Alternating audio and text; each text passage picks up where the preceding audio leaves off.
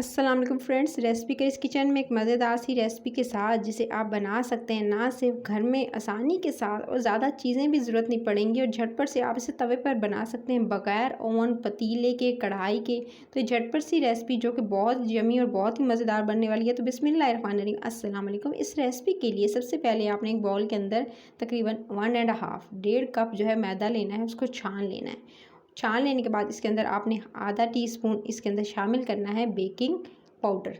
Baking powder चला गया और उसके बाद आपने हाफ़ टी स्पून ही इसके अंदर बेकिंग सोडा शामिल करके इन दोनों को आपने अच्छे से इस मैदे के अंदर मिक्स कर लेना है। अच्छे से मिक्सिंग करेंगे, चाहे तो इसे छान भी सकते हैं। अच्छा, एक बात का ध्यान रखिएगा, गर्मियाँ हैं इसलिए पहले मैदे को छान लीजिएगा तब इसका इस्तेमाल कीजिएगा।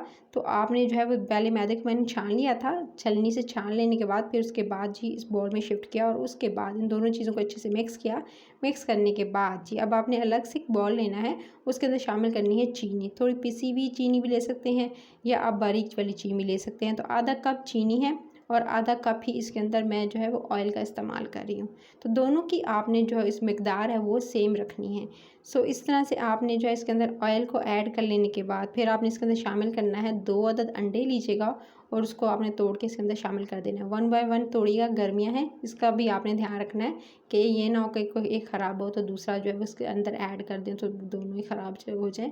तो आपने जो है इस तरह से आपने अलग अलग जो है वो बोल में निकाल के उसके बाद आपने इकट्ठा करके इसको शामिल करना है। अच्छा, अंडों को, चीनी को, उसके साथ जो ऑयल था उसको अच्छे से आपने बीट करना है। चाहे तो बीटर में कर सकते हैं, ब्लेंडर में कर सकते हैं या हैंड विस्कर का जिस तरह मैं इस्तेमाल कर रही हूँ आप कर सकते हैं। अच्छे से 4 से 5 मिनट मैंने फेंटा है। उसके बाद अब आपने इस सारे मिक्सचर को, जो मैदा आपने छान के रखा था, उसके अंदर शामिल कर देंगे। मैदे वाले मिक्सचर के अंदर ये सारा मिक्सचर आपने ऐड करना है। उसके बाद मैं तो विस्कर से मिक्स कर रही हूँ, आप जो चाहें तो आप इसे स्पैचुला से, चम्मच से मिक्स कर सकते हैं। तो पहले तो हल्के जेंटली जितना आप जो है इसको मिक्स करेंगे उतना सॉफ्ट एंड स्पंजी आपका बनेगा। उसके बाद जी अब आपने क्या करना है, इसको मिक्स करना है और धीरे धीरे मिक्स करते हुए ये देख सकते हैं कुछ इस तरह का फ्लफ़ी सा बैटर रेडी हो चुका है। इस तरह की कंसिस्टेंसी के साथ ये रेडी है। इसके अंदर कोई मिल्क वगैरह ऐड नहीं किया है मैंने, सिंपल इसी तमाम इंग्रेडिएंट्स के साथ इसको मैंने मिक्स किया। मिक्स करने के बाद एक आपने इस तरह से बॉल लेना है, आप जो है इसे मोल्ड में बना सकते हैं और उसके बाद आपने इस पे बटर ग्रीस करना है, बटर पेपर लगाना है। फिर आपने इसके ऊपर जो है वो सारा ये जो मिक्सचर है इसके अंदर डाल देना है। इस तरह से मिक्सचर को इसके अंदर पोर करेंगे और अच्छे से सारा कुछ भी वेस्ट नहीं करना है, सारा का सारा मिक्सचर इसके अंदर डालेंगे। याद रहे कि अगर आप बटर पेपर का इस्तेमाल नहीं कर रहे तो फिर आप इसको सिंपल पहले तमाम जितना भी मोल्ड हो या आप इस तरह से कोई भी ले लें बर्तन जिसको आप पहले ग्रीस कीजिएगा ऑयल से, उसके बाद इसके अंदर मिक्सचर डालिएगा, नहीं तो ये नीचे से चिपक जाएगा। उसके बाद आपने इस तरह से किसी भी वुडन स्टिक की मदद से इस पे इस तरह से जो है वो थोड़ा सा जी इसको कर लेना है ताकि इसके अंदर जो एयर बबल्स हैं वो भी ख़त्म हो जाए और इवनली जो है वो कहीं से ये ना हो कहीं से फूले कहीं से बैठ जाए। तो आप जो है इस तरह से इसको अच्छे से घुमा लीजिएगा और उसके बाद इसको टैप करना है 2 से 3 बार ताकि बबल्स निकल जाएँ, एयर बबल्स। और उसके बाद आप अपने क्या करना है, आपने सिंपली लेना है एक तवा, तवे पे रखेंगे स्टैंड, हल्की आंच पे तवे को पहले गरम करना है। उसके बाद गरम तवे पे आपने ये जो मोल्ड या आप देगची में, पतीली में जिसमें बनाना चाह रहे हैं उसके अंदर आपने जो रखा है मिक्सचर उस पर रख के उसके बाद आपने जो है वो किसी पैन से कवर कर दीजिएगा। पैन से कवर करके मैंने तकरीबन जो है वो 35 मिनट्स के बाद ये दे सकते हैं। 35 मिनट्स के बाद ये हल्की धीमी आंच में मैंने इसको किया है।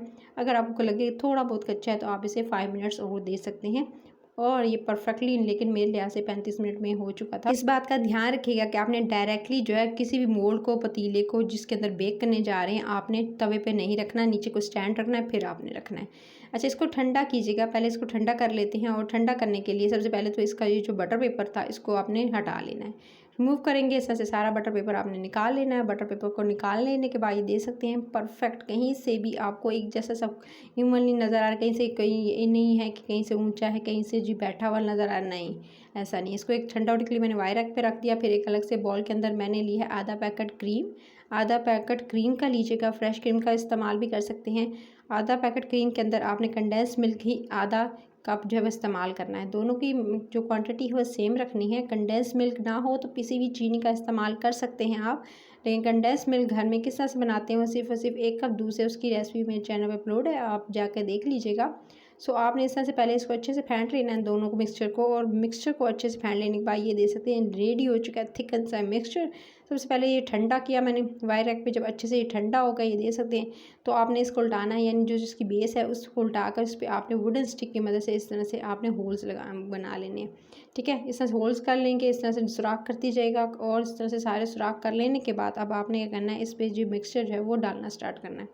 अच्छा, इसको आप जब चाहें तो सबसे पहले जब वो थोड़े से शीरे के साथ, पानी और चीनी के मिक्सचर के साथ जो है वो, अगर आप चाहें तो इसको थोड़ा मॉइस्चर इसके अंदर लाने के लिए आप इस पर लगा सकते हैं। पानी और चीनी का जो शीरा रेडी किया जाता है उस पर लगा कर उसके बाद आप इस मिक्सचर को इसके ऊपर जो है वो अच्छे से लगा सकते हैं।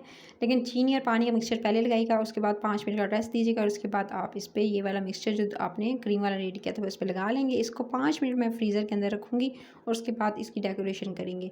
तो पहले तो जी डेकोरेशन के लिए सबसे पहले आपने इस पर डेसिकेटेड नारियल, यानी जो डेसिकेटेड कोकोनट होता है वो आपने लगाना है, नारियल का बुरादा इस तरह से आपने इसके ऊपर लगाना है। और उसके बाद जी अपने मनपसंद जो है कोई सी भी चॉकलेट जो है वो उसके ऊपर जो है वो उसकी मदद से डिज़ाइनिंग कर सकते हैं। तो अभी तो फ्रिज में इसे मैं रखने जा रही हूँ, 2 घंटे मैंने इसे फ्रिज में रखा है। ऊपर थोड़े से मैंने डॉट्स डाल दिए थे चॉकलेट के, और इसके बाद 2 घंटे के बाद ये बिल्कुल परफेक्टली सेट हो चुका था। जब सेट हो जाए तभी आप इसकी कटिंग कीजिएगा। जी केक हो चुका है रेडी। आई होप आपको रेसिपी अच्छी लगी होगी। सो आपने इसको ठंडा करके 2 घंटे के बाद ही आपने इसको सर्व करना है। रेसिपी अच्छी लगे तो सब्सक्राइब ज़रूर कर लीजिएगा, लाइक शेयर भी करना नहीं भूलना है, कमेंट ज़रूर कीजिएगा, और सब्सक्राइब के साथ बेल आइकन को प्रेस कर लेंगे, नोटिफिकेशन मिलेगी, मज़े मज़े की रेसिपीज़ को एंजॉय कर सकेंगे। Take care.